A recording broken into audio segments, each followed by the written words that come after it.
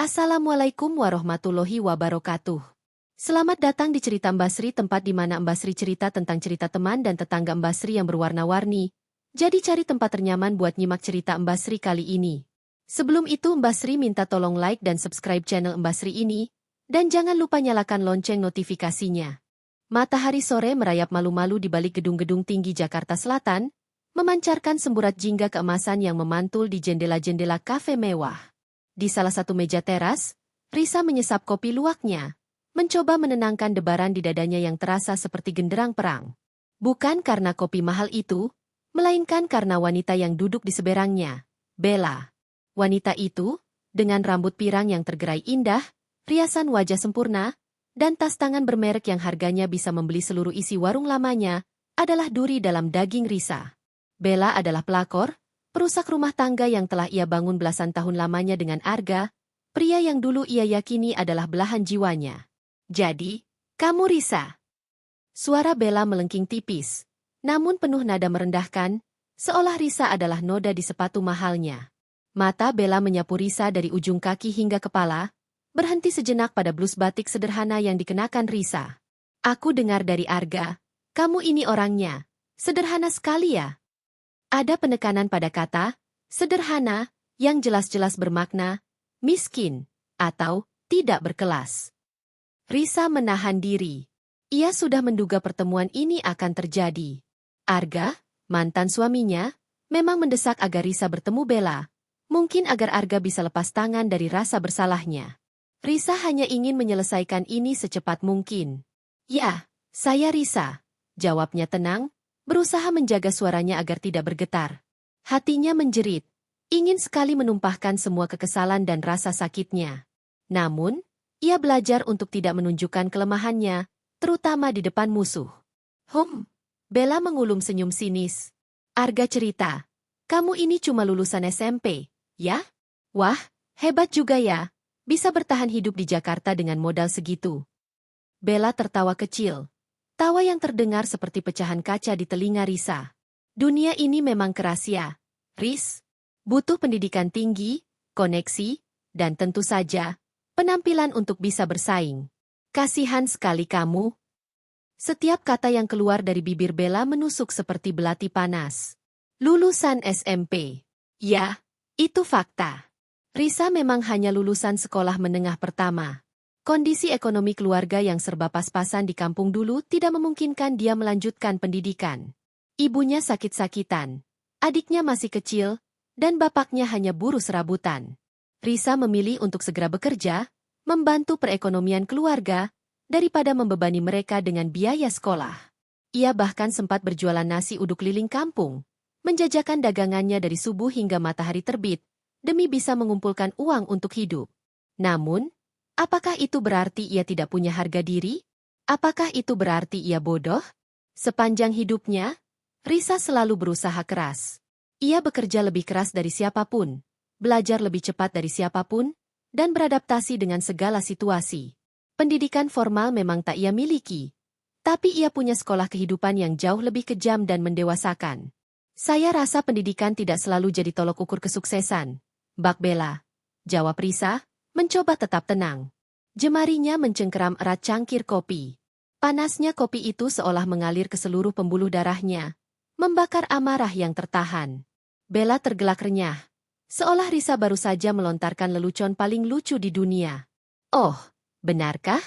Coba deh, lihat sekeliling. Siapa di sini yang sukses tanpa gelar? Orang-orang yang berkuasa, yang punya uang, semua berpendidikan tinggi, Riz. Mereka punya jaringan, mereka tahu cara bermain. Kamu? Maaf ya, tapi jujur saja, aku bingung Arga dulu bisa tertarik sama kamu. Kata-kata itu menghantam Risa telak. Bukan hanya karena ejekan tentang pendidikannya, tapi juga karena cara Bella merendahkan seluruh eksistensinya. Seolah-olah, Arga yang meninggalkan Risa adalah sebuah peningkatan bagi Arga, dan Risa adalah masa lalu yang memalukan. Risa bisa melihat kilatan kemenangan di mata Bella, kepuasan karena berhasil membuat Risa merasa kecil. Tapi Bella tidak tahu. Dia tidak tahu bahwa wanita, hanya lulusan SMP, yang duduk di depannya ini adalah seorang titan di industri kuliner. Dia tidak tahu bahwa nama Risa Anindita meskipun jarang terekspos langsung ke publik, adalah nama yang dihormati di kalangan pebisnis restoran. Dia tidak tahu bahwa Risa adalah pemilik dari sebuah jaringan restoran yang memiliki puluhan cabang tersebar di kota-kota besar seluruh Indonesia, dari Jakarta, Bandung, Surabaya, hingga Medan dan Makassar. Rasa bangga, amarah, dan keinginan untuk menampar senyum angkuh Bella bercampur aduk. Risa hanya perlu mengucapkan satu kalimat, satu nama, satu fakta, dan seluruh skenario ini akan terbalik. Bella akan terkejut, malu, bahkan mungkin ketakutan. Tapi Risa memilih untuk diam. Bukan karena takut, tapi karena ia merasa tidak perlu. Bukti akan berbicara dengan sendirinya. Kebenaran, pada akhirnya, akan menemukan jalannya. Risa menghela napas panjang, mengendurkan genggaman pada cangkir. Baiklah, Mbak Bella. Saya rasa pertemuan kita sudah cukup. Saya harap Anda dan Mas Arga berbahagia. Risa bangkit dari kursi, tanpa menunggu tanggapan Bella. Ia meletakkan beberapa lembar uang di meja untuk membayar kopinya. Bella, yang masih terkejut dengan kecepatan Risa menyelesaikan pertemuan itu, hanya bisa menatap punggung Risa yang menjauh. Hei, tunggu. Kamu tidak akan meminta ganti rugi apa-apa dari Arga? Teriak Bella. Risa berhenti sejenak di ambang pintu kafe, memunggungi Bella. Ia berbalik sedikit, tersenyum tipis, senyum yang dingin dan penuh makna. Tidak perlu, Mbak Bella. Saya punya lebih dari cukup.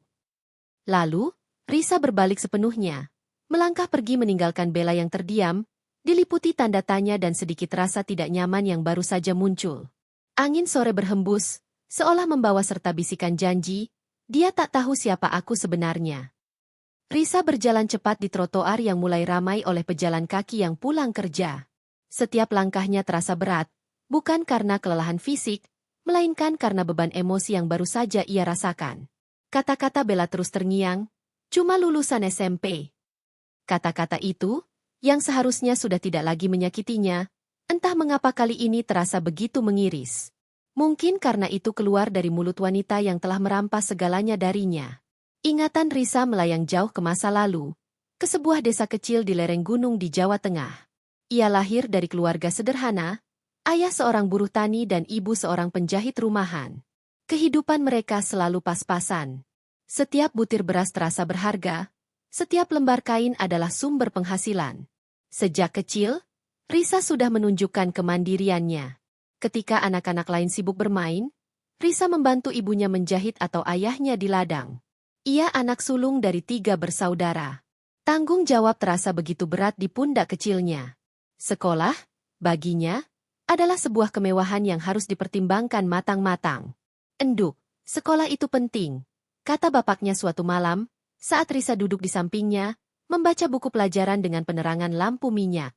Tapi kalau memang tidak bisa, jangan berkecil hati.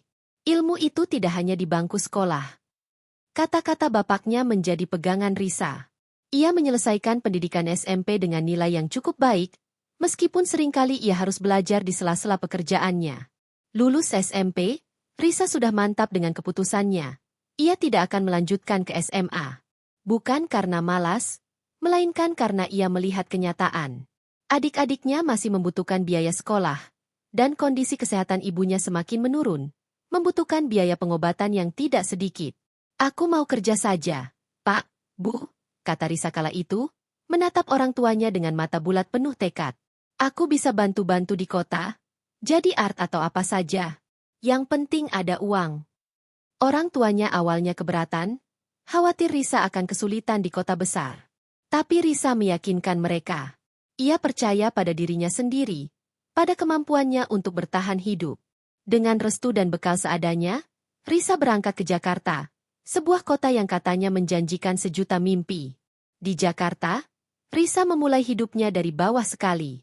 Ia bekerja sebagai asisten rumah tangga di beberapa rumah, dengan gaji yang hanya cukup untuk makan dan mengirim sedikit uang ke kampung.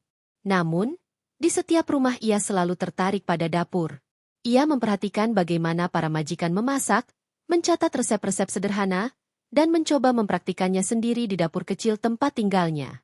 Neng Risa, masakanmu enak sekali, puji salah seorang majikannya suatu hari, setelah mencicipi gado-gado buatan Risa. Kenapa kamu tidak coba jualan saja?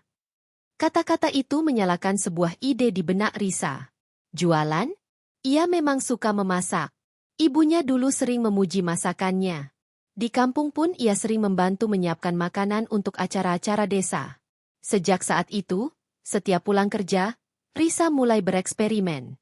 Ia mengumpulkan resep-resep masakan rumahan, mencoba berbagai bumbu, dan meminta tetangga-tetangga kosnya untuk mencicipi. Dengan modal nekat dan uang tabungan hasil bekerja setahun, Risa memberanikan diri. Ia membeli gerobak sederhana dan mulai berjualan nasi uduk dan lauk pauk di dekat kosnya. Awalnya sulit. Pembeli sedikit, seringkali dagangannya tidak habis. Hujan deras bisa membatalkan semua niatnya untuk berjualan. Pernah suatu hari gerobaknya disita Satpol PP, membuatnya harus merelakan semua modal yang ia kumpulkan susah payah. Tapi Risa tidak menyerah. Ia punya mental baja. Setiap kali jatuh, ia bangkit lagi. Ia belajar dari setiap kesalahan. Ia mengamati warung-warung lain, bertanya kepada pedagang senior, dan terus memperbaiki kualitas masakannya.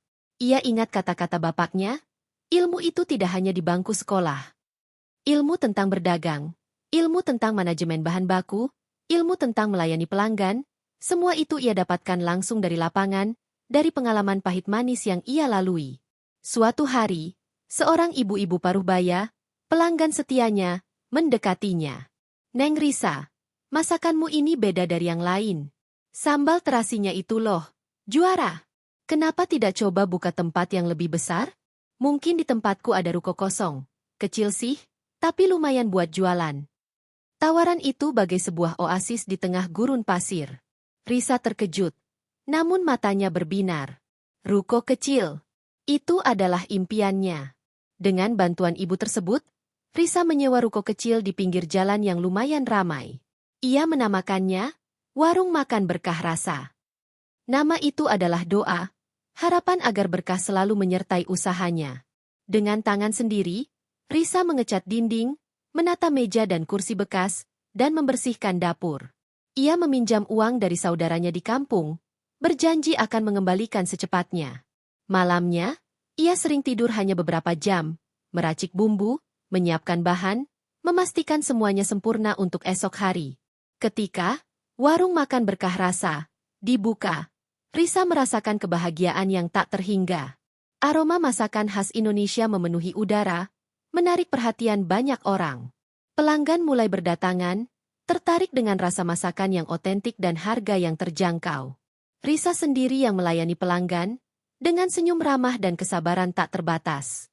Ia mendengarkan masukan, mencatat keluhan, dan selalu berusaha meningkatkan pelayanan.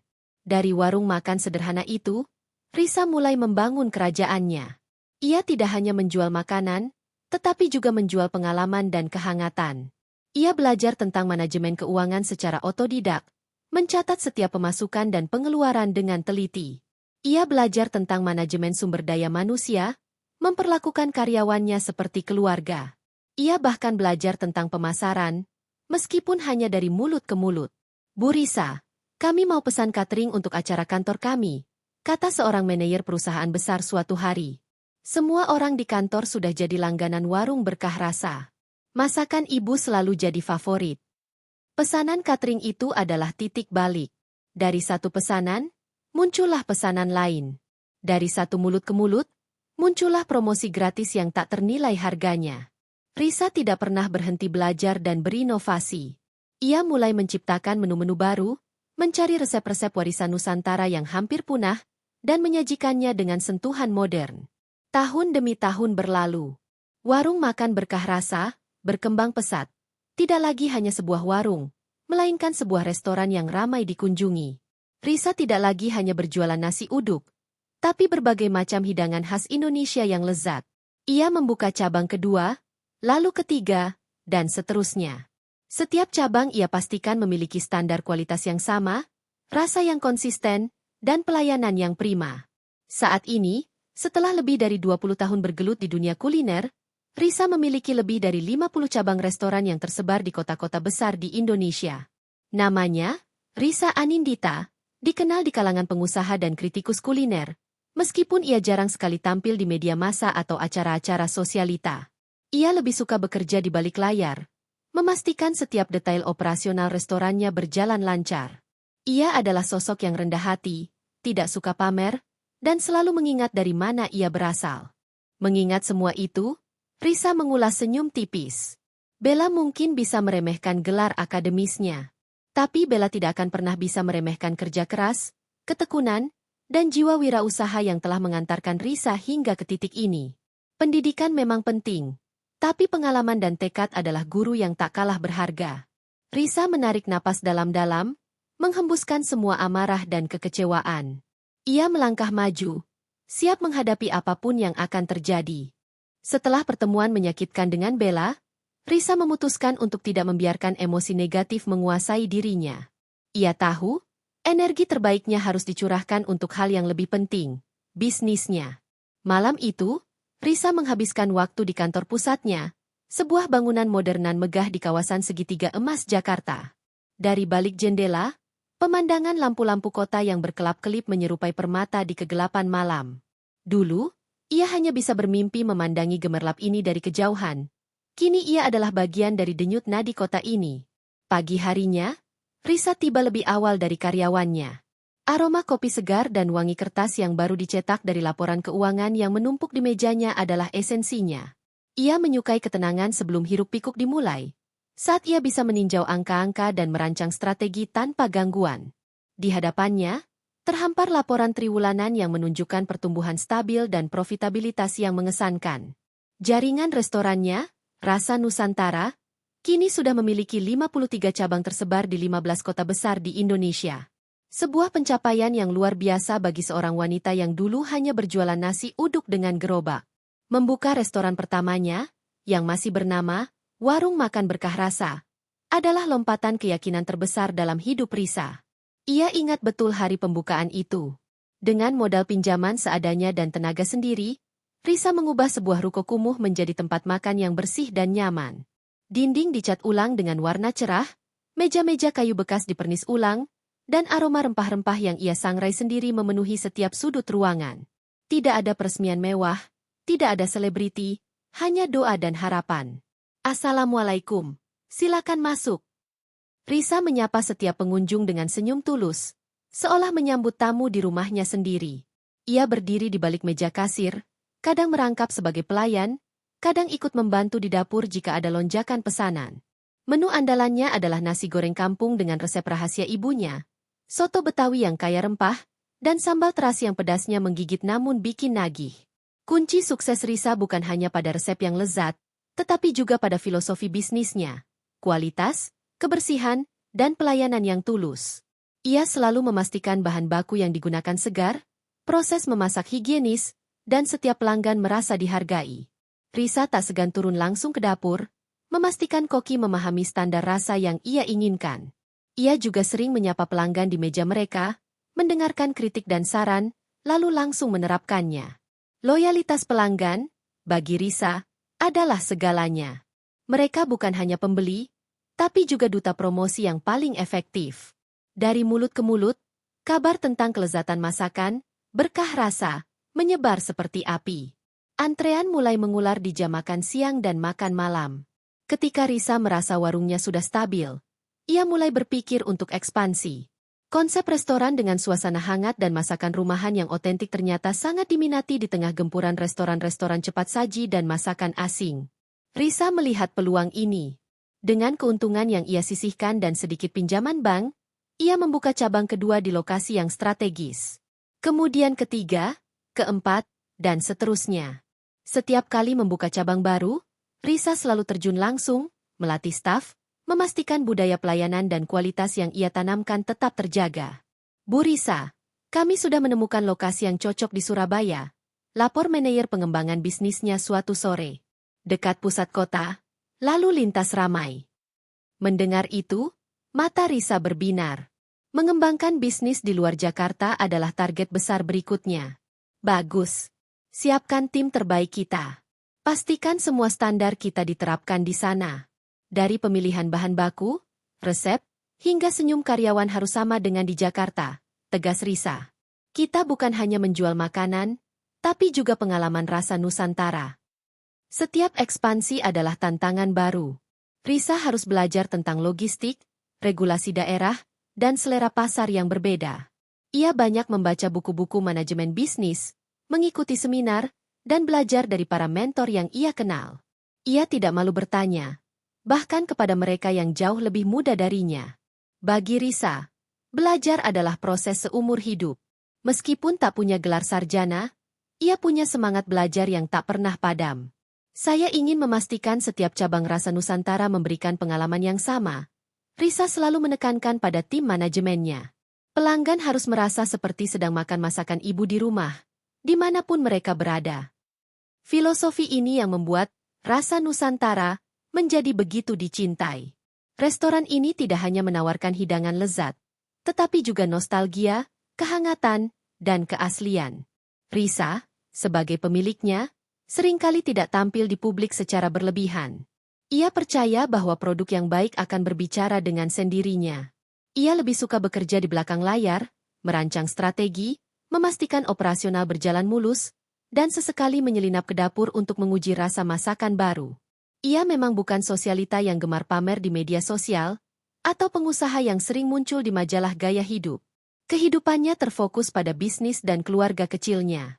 Bagi banyak orang, nama Risa Anindita mungkin tidak sepopuler selebriti atau influencer, tapi di balik pintu dapur restoran-restoran terkemuka, di forum-forum pengusaha kuliner, dan di meja para investor, namanya disebut dengan hormat dan kekaguman.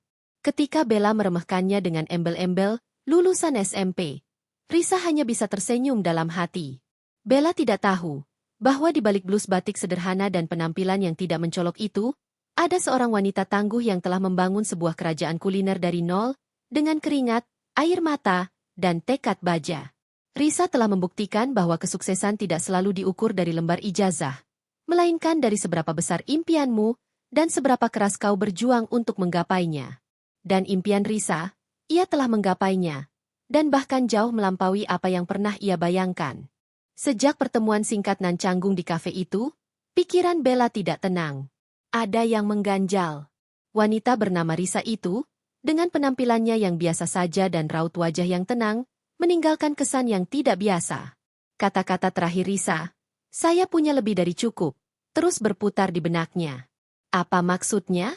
Apakah itu ancaman? Atau sekadar pernyataan keangkuhan yang ditutupi?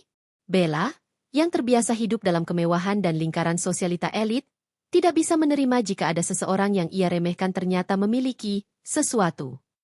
Ia selalu percaya bahwa status sosial dan kekayaan adalah tolok ukur utama.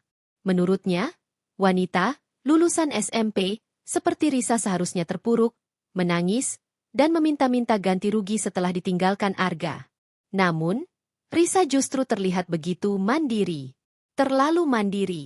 "Arga, kamu yakin Risa tidak akan membuat masalah?" tanya Bella suatu malam, saat mereka sedang makan malam di sebuah restoran mewah yang kebetulan adalah salah satu cabang Rasa Nusantara, meskipun Bella tidak menyadarinya. Ia menikmati sup buntut yang lezat dan sate ayam yang empuk. Arga, yang sejak perceraiannya dengan Risa tampak lebih kurus dan sering melamun, menghela napas. "Masalah apa lagi, Bel? Dia sudah setuju cerai. Semua harta Gonogini juga sudah selesai." Arga menghindari tatapan Bella. Sebenarnya, ia sangat merasa bersalah pada Risa. Bukan hanya karena perselingkuhan, tapi juga karena ia tahu betul bagaimana Risa membangun segalanya dari nol. Ia telah meninggalkan Risa di puncak kesuksesannya, kesuksesan yang juga ia nikmati sebagian darinya. Tapi kenapa dia tidak meminta apa-apa? Wanita normal mana yang tidak minta ganti rugi setelah dicerai dan diselingkuhi? Desak Bella, tatapannya curiga. Dia pasti punya rencana lain. Mungkin dia diam-diam mengumpulkan bukti untuk tuntutan baru. Arga menatap Bella dengan tatapan lelah. Dia bukan wanita seperti itu, Bella. Risa tidak suka drama. Dia orangnya praktis. Praktis, dan jauh lebih kuat dari yang kau bayangkan, pikir Arga dalam hati. Ia tahu betul kapasitas Risa. Risa adalah wanita yang membangun bisnisnya sendiri, dari nol, dengan kerja keras luar biasa. Wanita itu bahkan tidak pernah memamerkan kekayaannya, bahkan saat mereka masih menikah dulu. Risa selalu berpenampilan sederhana, berbanding terbalik dengan Arga yang suka bergaul dengan orang-orang kaya dan bermobil mewah. Kecurigaan Bella semakin menjadi-jadi. Ia mulai memperhatikan tingkah laku Arga. Mantan suami Risa itu sering terlihat gelisah. Ponselnya selalu dalam mode senyap, dan kadang-kadang ia menghilang tanpa kabar selama berjam-jam. Ketika ditanya, Arga selalu menjawab sedang meeting dengan klien, namun raut wajahnya menunjukkan kecemasan yang dalam. Bella curiga Arga menyembunyikan sesuatu, dan entah mengapa, ia merasa itu ada hubungannya dengan Risa. Bella mulai mencoba mencari informasi tentang Risa. Ia mencoba mencari nama, Risa Anindita, di media sosial. Namun yang muncul hanyalah akun-akun pribadi dengan sedikit postingan dan pengikut. Ia mencari di berita-berita bisnis. Namun nama Risa tidak pernah disebut sebagai pemilik perusahaan besar. Bella frustrasi. Wanita itu seolah-olah menghilang dari radar publik, padahal ia adalah mantan istri seorang Arga, yang notabene cukup dikenal di kalangan menengah atas. Ini aneh sekali, gumam Bella pada sahabatnya, Sarah, di sebuah pesta arisan. Wanita itu seperti tidak punya jejak. Tapi Arga terlihat sangat panik setiap kali aku menyebut namanya. Sarah, yang lebih pragmatis, mencoba menenangkan Bella. Mungkin dia memang tidak mau diganggu lagi. Bel, fokus saja pada hidupmu dengan Arga sekarang. Tapi Bella tidak bisa tenang. Kehidupan mewah yang ia jalani dengan Arga terasa hambar jika ada bayang-bayang masa lalu Arga yang masih menghantuinya. Ia ingin sepenuhnya menguasai Arga, dan kehadiran Risa, meskipun tak terlihat, terasa seperti ancaman. Bella mulai mencari tahu dari kenalan-kenalan Arga. Ia bertanya tentang Risa, tentang pekerjaan Risa, tentang apapun yang bisa ia gali. Namun, sebagian besar kenalan Arga hanya tahu Risa sebagai mantan istri Arga yang kalem, atau wanita yang suka masak.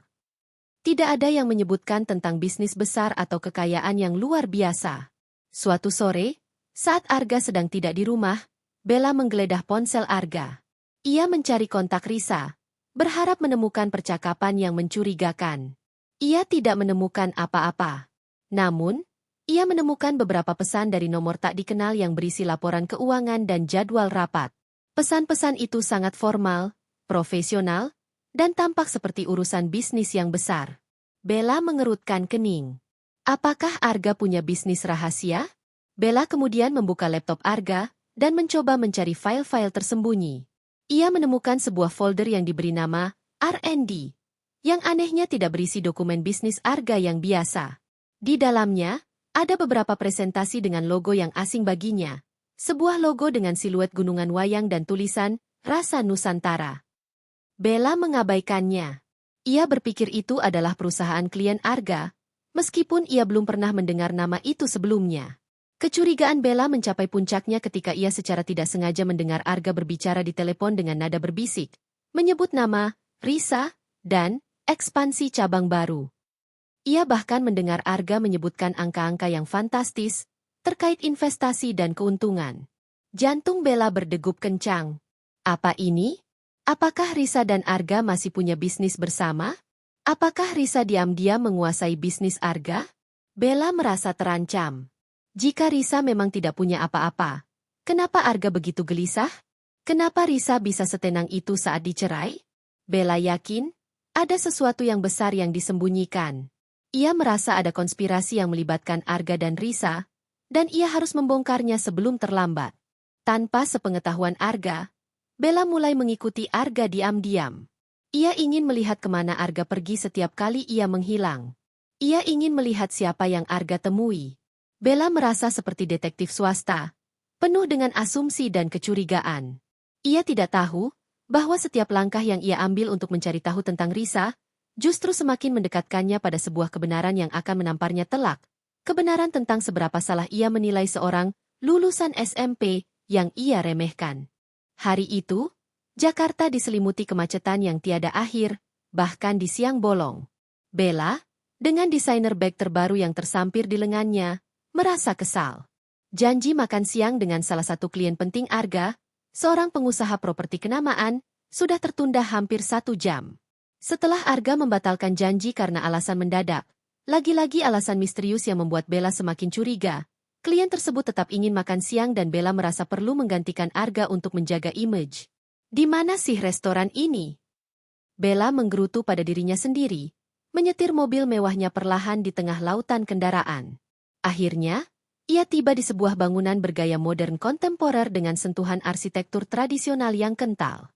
Di bagian depan, sebuah papan nama elegan terukir, Rasa Nusantara. "Oh, ini toh restoran yang direkomendasikan Pak Budiman," gumam Bella.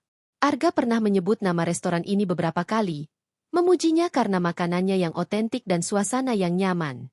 Bella masuk ke dalam, disambut oleh aroma rempah-rempah yang harum dan desain interior yang menawan. Ia terkesan. Restoran ini jauh dari kesan warung makan biasa. Ada sentuhan kelas dan kehangatan yang terasa. Ia duduk di meja yang telah dipesan, menunggu Pak Budiman. Sambil menunggu, Bella mengamati sekeliling. Restoran itu ramai, bahkan di jam-jam yang biasanya sepi. Kebanyakan pengunjung tampak seperti eksekutif muda atau keluarga yang menikmati hidangan makan siang. Musik gamelan yang dimainkan secara lembut menambah suasana cozy.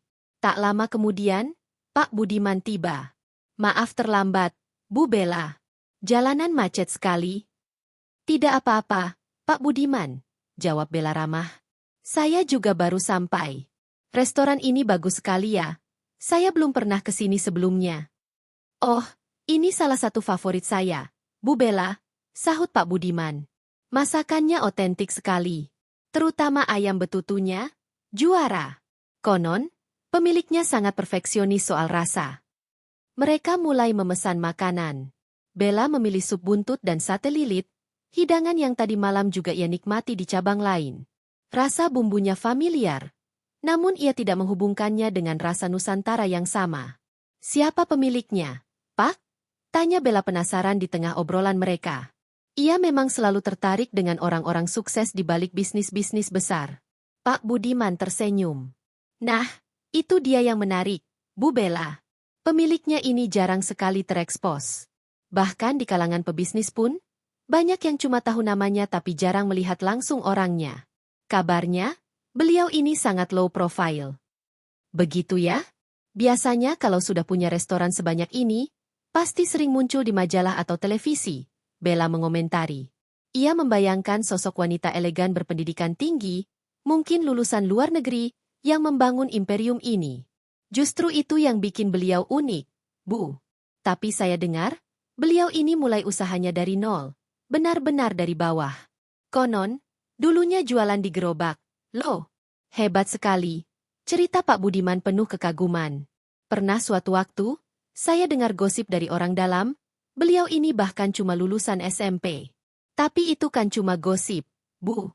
Mana mungkin sih bisa membangun jaringan sebesar ini tanpa pendidikan tinggi?" Pak Budiman tertawa kecil, menganggapnya sebagai lelucon yang tak masuk akal. "Dek!" Jantung Bella berdesir. "Lulusan SMP?" Kata-kata itu beresonansi kuat di benaknya, mengingatkannya pada Risa. Tidak mungkin, pikirnya. Pasti hanya kebetulan. Atau mungkin itu cerita motivasi yang dilebih-lebihkan untuk menarik simpati. Bagaimana bisa seorang lulusan SMP membangun kerajaan kuliner sebesar ini? Logika Bella memberontak. Wah, kalau begitu luar biasa sekali ya. Bella mencoba menyembunyikan keterkejutannya.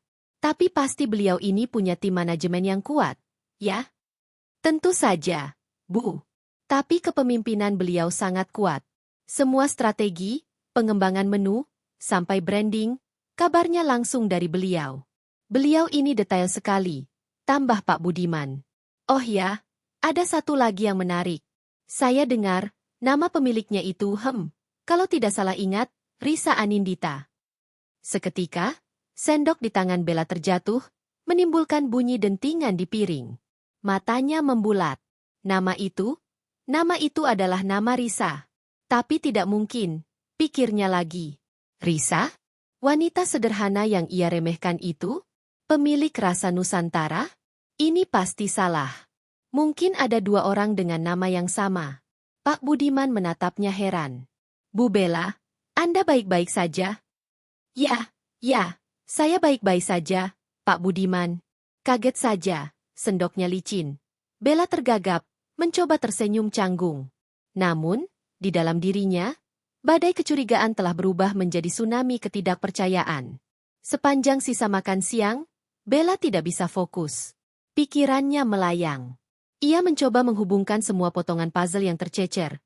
Arga yang gelisah, pesan-pesan misterius di ponselnya, logo, rasa Nusantara, di laptop Arga, dan sekarang, nama Risa Anindita sebagai pemilik jaringan restoran ini, yang konon, hanya lulusan SMP. Semua itu terlalu banyak kebetulan untuk diabaikan. Setelah berpamitan dengan Pak Budiman, Bella tidak langsung pulang. Ia pergi ke toilet restoran. Di sana, ia mencoba menenangkan diri. Ia mencuci wajahnya dengan air dingin, berharap bisa mengusir pikiran-pikiran yang kacau. Tapi tidak bisa. Rasa penasaran dan ketakutan mulai merayapi hatinya. Ia kembali ke area depan restoran, mencari-cari plakat atau foto pemilik. Tidak ada. Restoran ini memang dirancang untuk menonjolkan makanan dan suasana, bukan sosok di baliknya. Bella mencoba bertanya kepada salah satu pelayan. "Mbak, saya mau tanya, siapa sih pemilik restoran ini? Saya dengar namanya Risa Anindita?" Tanya Bella, berusaha terdengar santai. Pelayan itu tersenyum ramah. "Betul sekali, Bu. Ibu Risa Anindita adalah pemilik dan pendiri Rasa Nusantara." Dunia Bella serasa runtuh. Kaki-kakinya terasa lemas. Bukan, ini tidak mungkin. Bagaimana bisa? Bagaimana mungkin wanita yang selama ini ia rendahkan, yang ia sebut hanya lulusan SMP, ternyata adalah pemilik kerajaan kuliner yang ia kagumi? Bella berjalan keluar dari restoran, seperti robot. Kepalanya terasa pening. Langit yang tadinya cerah mendadak terasa gelap. Ia masuk ke mobilnya, menyalakan mesin, namun tidak segera melaju. Tatapannya kosong, menatap papan nama, Rasa Nusantara, di depannya. Sebuah nama yang kini terasa seperti menertawakannya, mengejek kesombongannya, dan menampar keras harga dirinya. Setelah mengetahui fakta mengejutkan tentang Risa, pikiran Bella kacau balau. Ia mengemudi pulang dengan linglung, hampir menabrak beberapa kendaraan lain di jalan.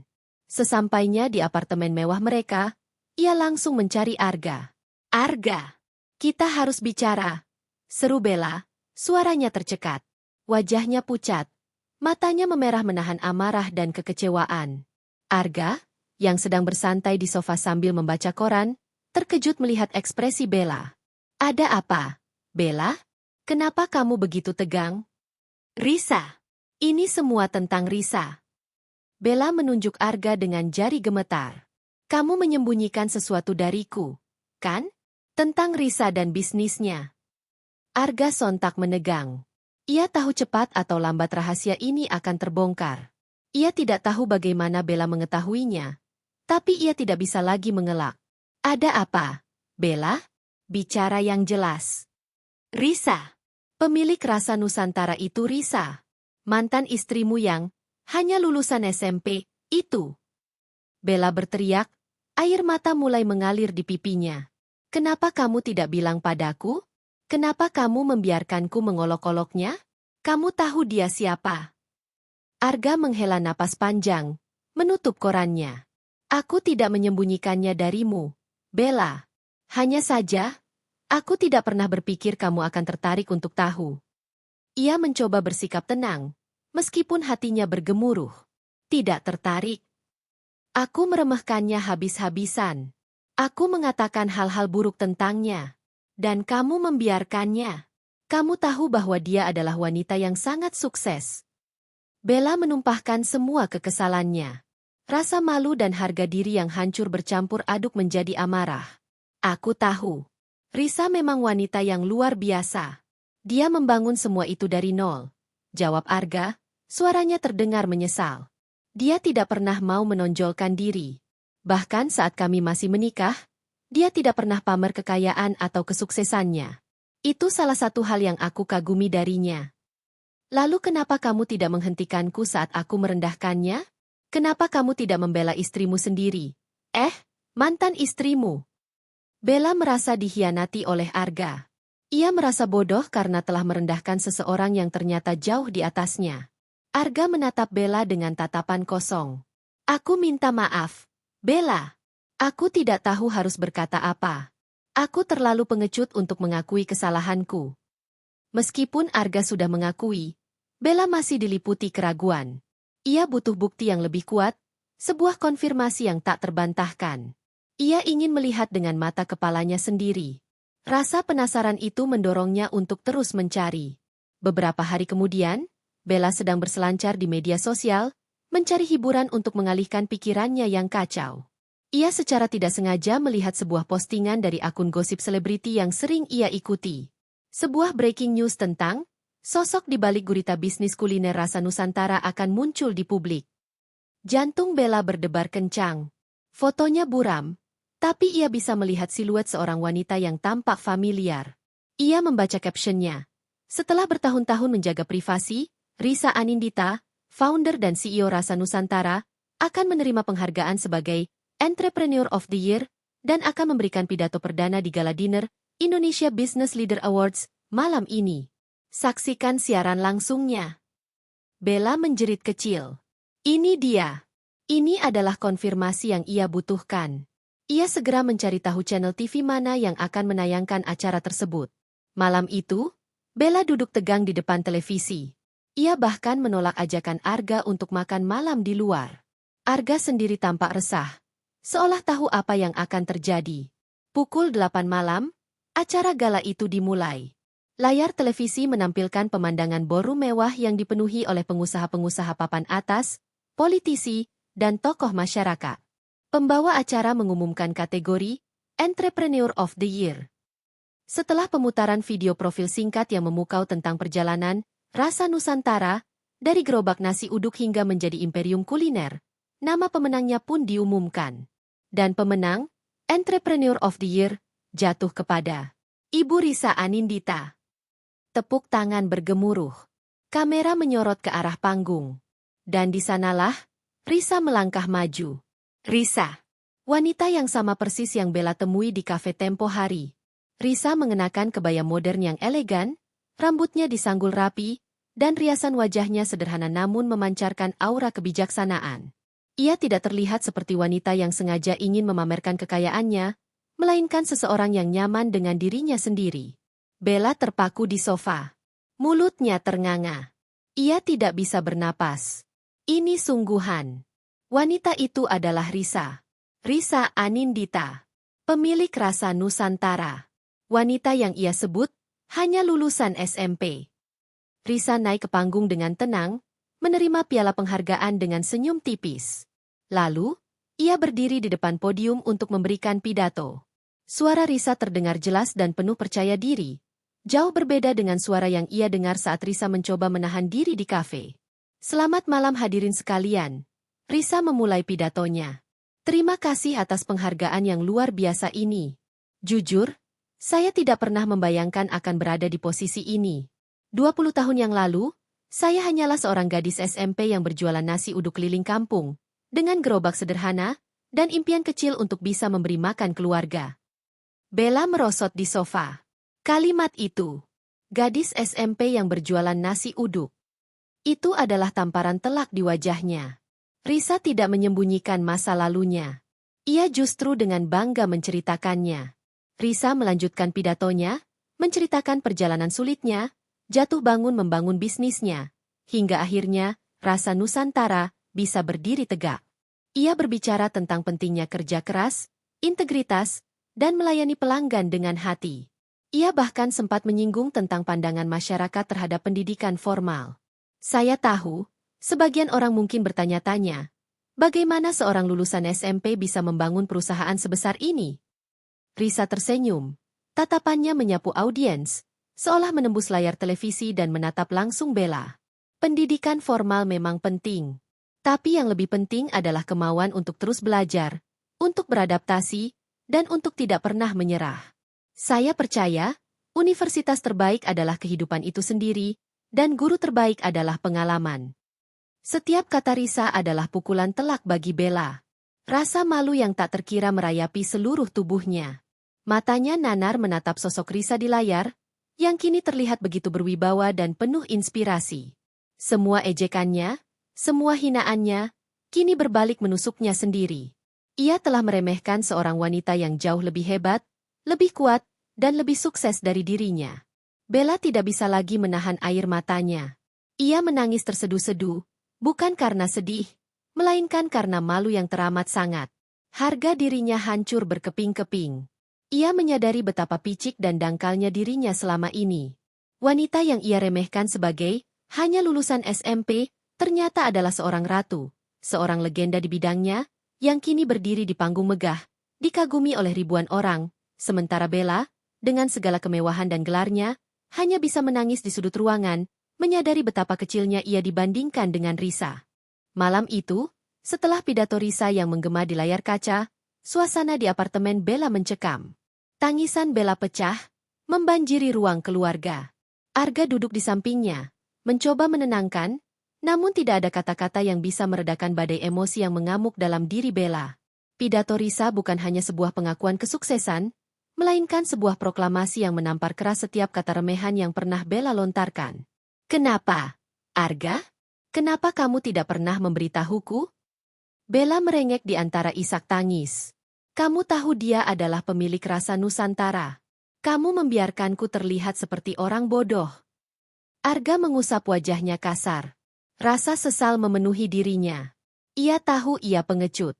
Ia tahu ia seharusnya membela Risa, atau setidaknya menjelaskan posisinya kepada Bella. Tapi kebanggaan dan rasa bersalahnya terlalu besar. Aku tidak tahu bagaimana harus memberitahumu, Bella. Jawab Arga pelan, suaranya syarat penyesalan. Risa memang tidak pernah ingin orang tahu tentang kesuksesannya. Dia low profile sekali. Bahkan saat kami masih menikah, dia jarang sekali muncul di acara-acara sosialita atau media. Tapi kamu tahu dia sehebat itu. Kamu tahu dia membangun semua ini dari nol. Kamu tahu dia hanya lulusan SMP yang kamu nikahi dulu, dan sekarang dia lebih sukses dari kita berdua. Bella bangkit, menatap Arga dengan mata penuh tuduhan. Kenapa kamu meninggalkan wanita sepertinya demi aku? Apa yang kurang dari dia, Arga? Apa yang aku punya dan dia tidak punya? Pertanyaan itu menusuk Arga telak. Apa yang kurang dari Risa? Tidak ada. Risa adalah wanita pekerja keras, setia, cerdas, dan penuh kasih. Ia adalah fondasi yang kokoh dalam hidup Arga. Tapi Arga, dengan segala kelemahannya, mencari hiburan dan pengakuan di tempat lain. Ia tergoda oleh pesona Bella yang glamor, sosok yang ia kira bisa menaikkan status sosialnya di mata teman-teman dan rekan bisnis. Ia terlalu silau dengan kemewahan palsu. Aku tidak tahu.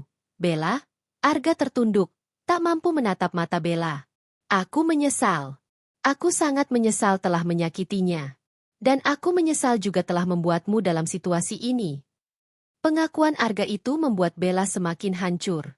Bukan hanya karena ia telah direndahkan, tapi juga karena Arga, pria yang ia pilih, ternyata menyesali keputusannya. Selama ini, Bella selalu berpikir ia adalah pemenang. Ia berhasil merebut Arga dari Risa. Ia berhasil mendapatkan apa yang ia inginkan.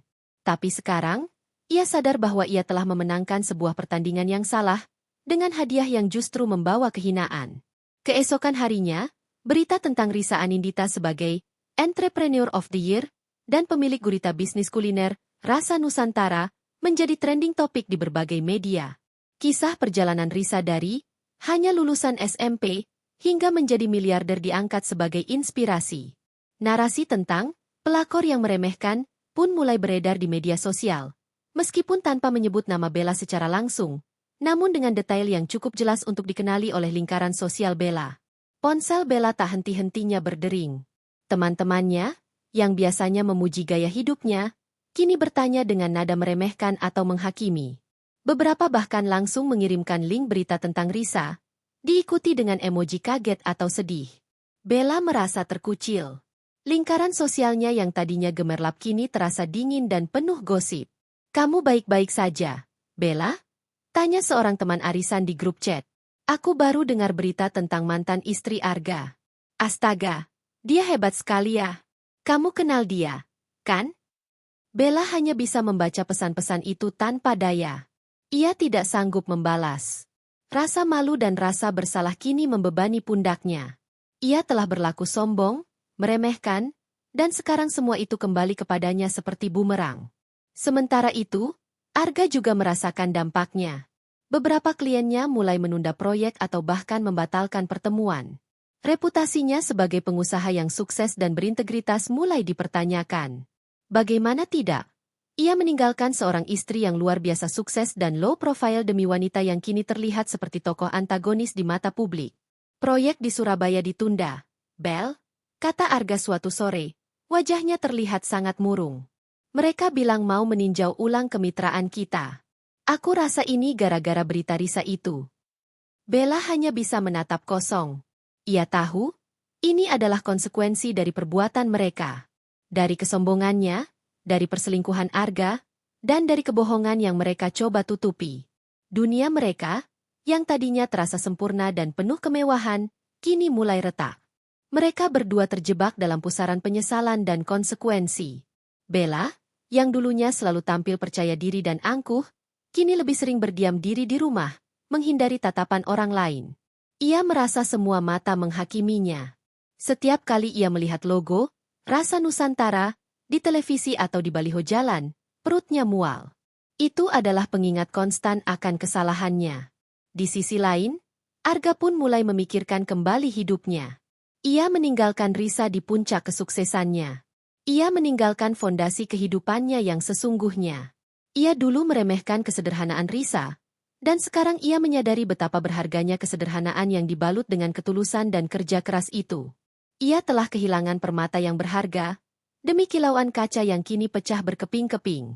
Bella dan Arga sama-sama menyadari bahwa mereka telah melakukan kesalahan besar. Penyesalan itu terasa pahit, karena datang setelah semua kerusakan terjadi. Kenyataan telah menampar mereka telak, menunjukkan bahwa nilai seseorang tidak pernah bisa diukur dari pendidikan formal, penampilan, atau kekayaan yang dipamerkan, melainkan dari hati, ketekunan, dan integritas. Reaksi publik terhadap kisah Risa Anindita yang viral bak gelombang tsunami yang tak terbendung. Hampir setiap media daring, acara gosip, dan bahkan berita utama televisi, mengupas tuntas kisah Cinderella modern ini. Namun, kali ini bukan pangeran yang menyelamatkan Cinderella, melainkan Cinderella itu sendiri yang membangun kerajaannya dengan kedua tangannya. Narasi tentang wanita tangguh yang diremehkan karena pendidikannya, namun bangkit menjadi pengusaha sukses, menginspirasi banyak orang. Tagar Risa Anindita inspirasi membanjiri media sosial. Warganet berbondong-bondong memuji ketekunan dan kerendahan hati Risa. Kisah hidupnya menjadi contoh nyata bahwa pendidikan tidak selalu menjadi satu-satunya penentu keberhasilan. Komentar-komentar positif membanjiri lini massa. Salut buat Bu Risa. Membuktikan gelar bukan segalanya, tapi kerja keras dan integritas. Lulusan SMP tapi punya puluhan cabang restoran. Yang penting otaknya encer dan mau berjuang. Dan, kisah hidup Bu Risa bikin merinding. Ini baru namanya wanita sejati, bukan yang cuma bisa pamer. Namun, di balik pujian untuk Risa, ada pula gelombang kritik tajam yang dialamatkan kepada Bella dan Arga.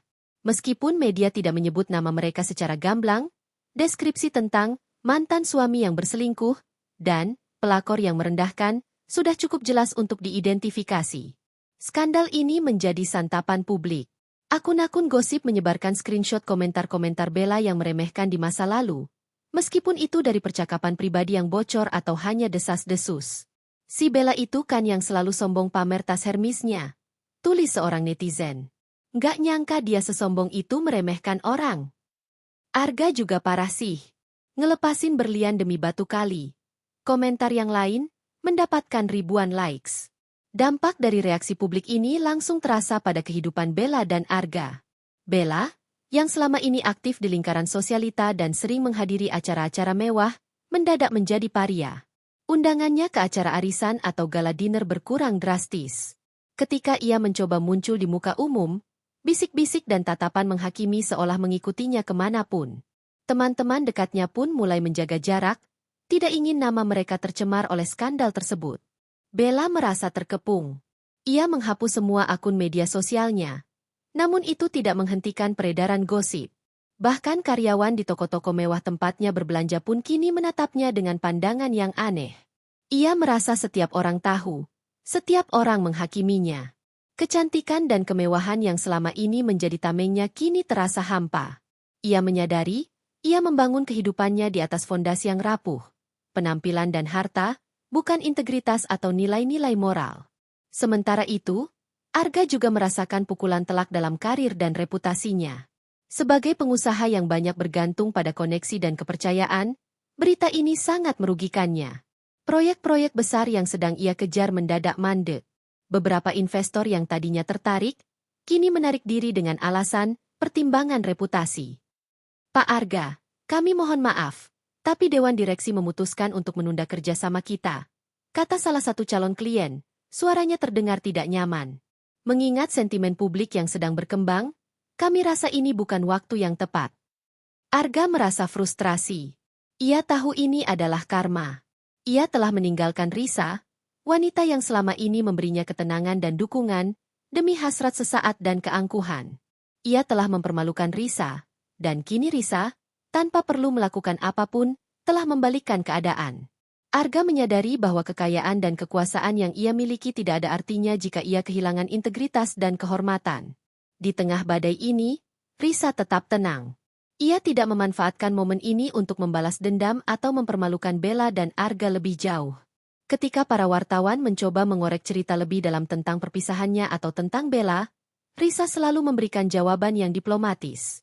Saya rasa masa lalu biarlah berlalu, ujar Risa dalam sebuah wawancara singkat yang ia setujui setelah pidatonya. Fokus saya adalah masa depan, mengembangkan bisnis, dan menginspirasi lebih banyak orang untuk tidak menyerah pada impian mereka, apapun latar belakangnya. Sikap dewasa dan rendah hati Risa semakin membuat publik kagum. Ia menjadi ikon, bukan hanya sebagai pengusaha sukses, tapi juga sebagai sosok yang bijaksana dan berjiwa besar. Restoran-restoran rasa Nusantara justru semakin ramai dikunjungi. Banyak orang datang bukan hanya untuk menikmati makanannya, tetapi juga untuk memberikan dukungan dan rasa hormat kepada pemiliknya.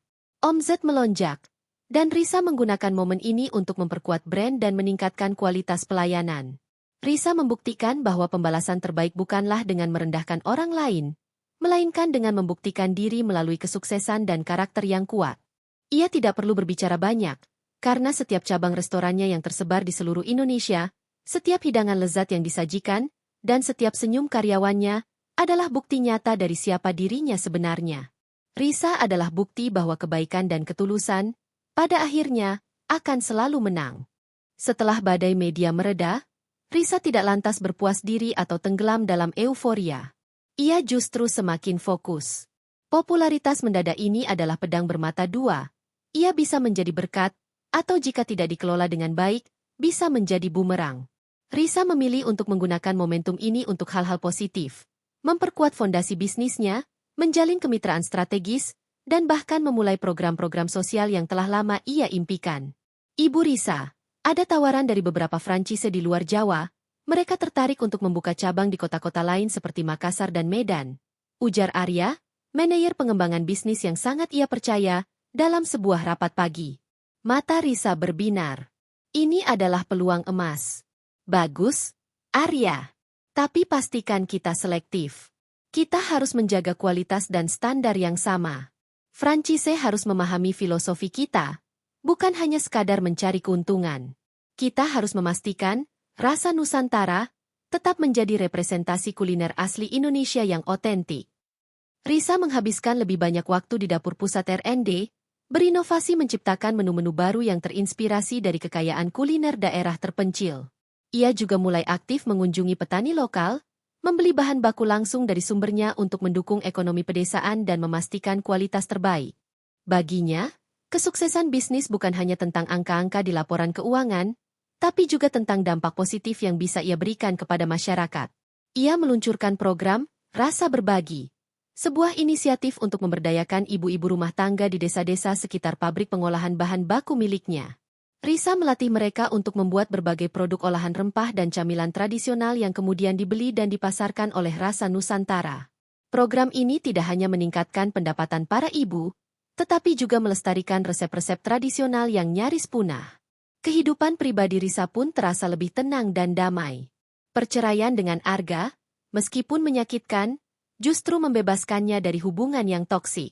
Ia kini bisa sepenuhnya fokus pada diri sendiri dan apa yang ia cintai. Risa menemukan kebahagiaan dalam hal-hal sederhana, menghabiskan waktu berkualitas dengan kedua anaknya, bercocok tanam di taman kecil di rumahnya, atau sekadar menikmati secangkir teh hangat sambil membaca buku di sore hari. Mama kelihatan lebih bahagia sekarang, kata putrinya suatu malam, saat mereka sedang memasak bersama di dapur. Risa tersenyum. Mama memang bahagia. Nak, Mama sudah belajar banyak hal.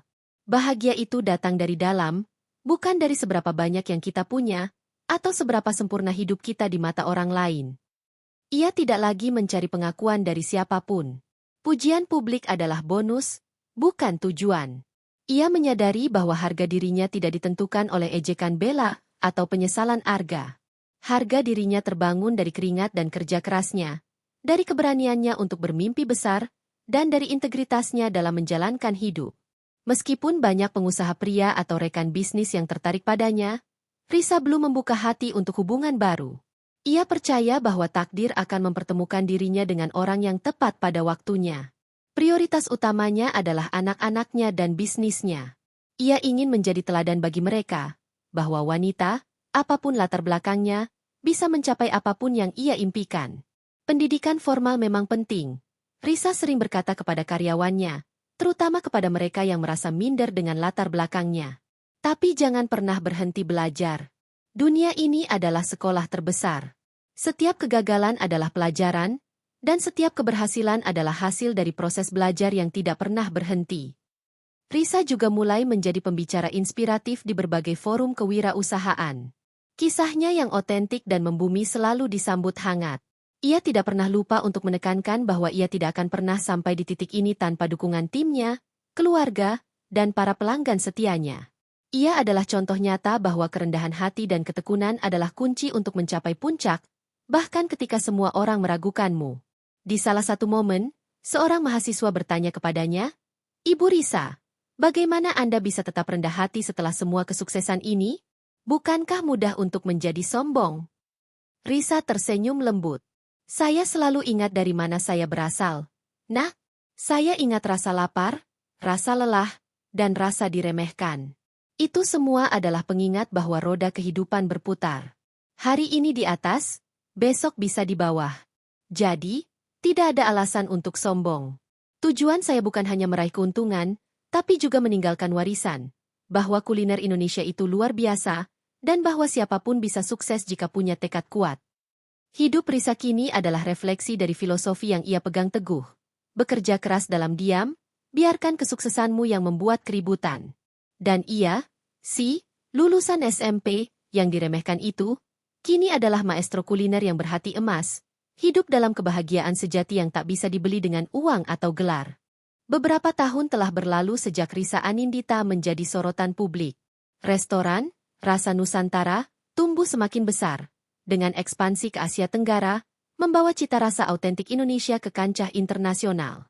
Risa, di usianya yang matang, tetap aktif di balik kemudi. Namun ia kini lebih banyak mendedikasikan waktu untuk program-program sosial dan mentoring bagi pengusaha muda.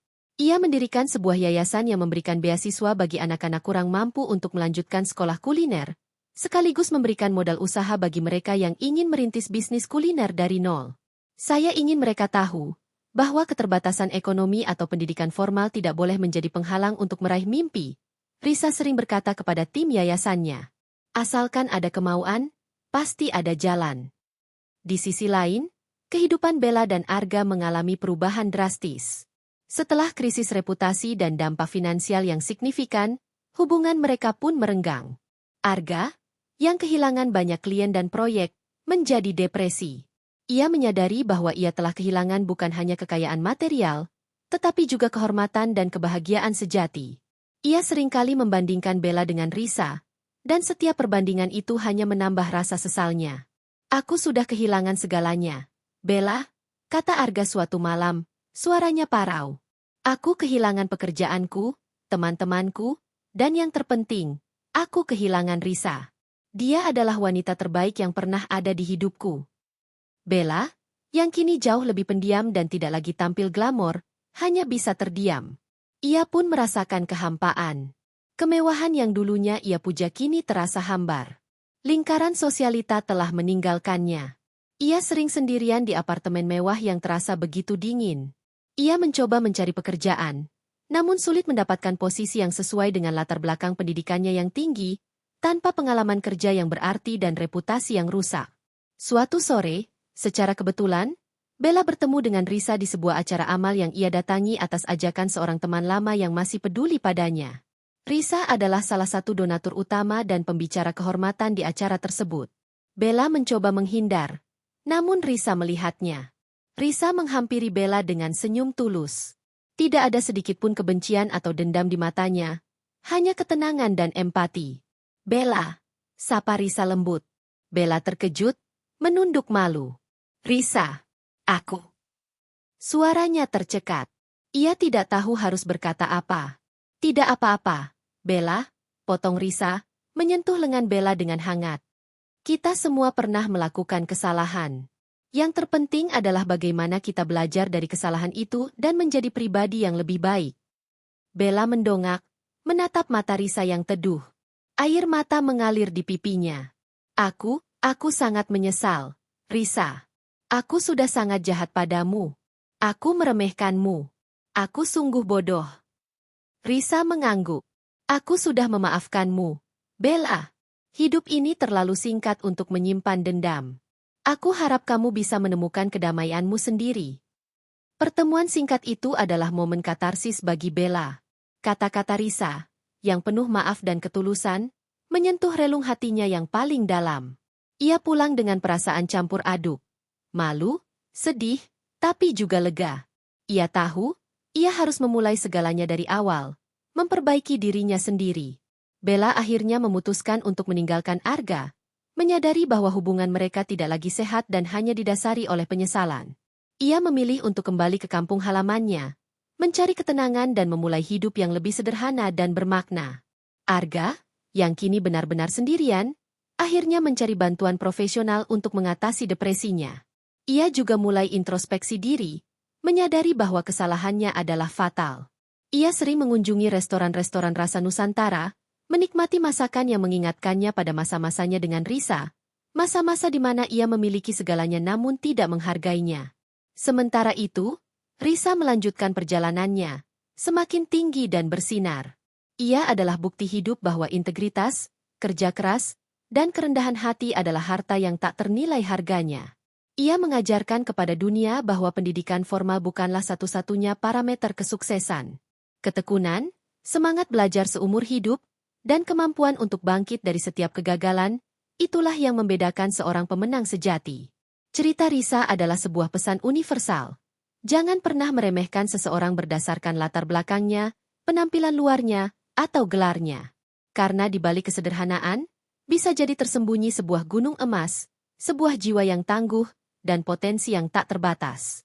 Risa, lulusan SMP, yang diremehkan oleh pelakor, telah membuktikan bahwa dialah sang pemenang sejati, bukan dengan membalas dendam, melainkan dengan membiarkan kesuksesan dan kebaikan hatinya yang berbicara.